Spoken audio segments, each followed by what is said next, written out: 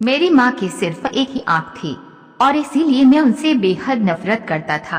वो फुटपाथ पर एक छोटी सी दुकान चलाती थी।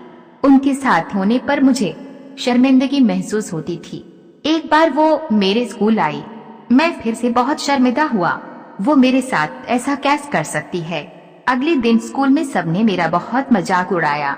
मैं चाहता था मेरी माँ इस दुनिया से गायब हो जाए। मैंने उनसे कहा, माँ तुम्हारी दूसरी आंख क्यों नहीं है? तुम्हारी वजह से हर कोई मेरा मजाक उड़ाता है। तुम कर क्यों नहीं जाती?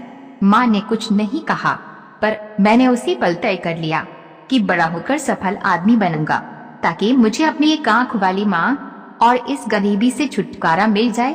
उसके बाद मैंने बहुत मेहनत से पढ़ाई की, माँ को छोड़कर बड़े शहर आ गया, यूनिवर्सिटी की डिग्री ली, शादी की, अपना घर खरीदा, बच्चे हुए और मैं सफल व्यक्ति बन गया।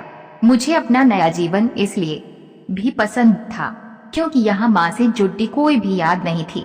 मेरी खुशियाँ दिन ब दिन बड़ी हो रही थी। तभी अचानक मैंने कुछ ऐसा देखा जिसकी कल्पना भी नहीं की थी।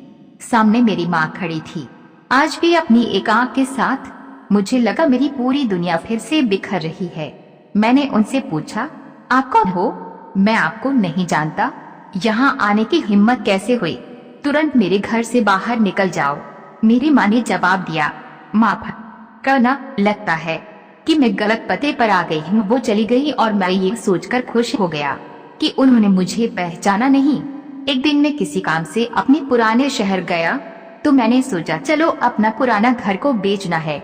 उसे देखा, फिर मन में सोचा कि कहीं वहाँ मेरी माँ होगी, लेकिन फिर सोचा नहीं, वह सामान बेचकर अपना खर्चा चलाती है, वहीं गई होगी। चलो मैं चुपके से अपना घर देखा।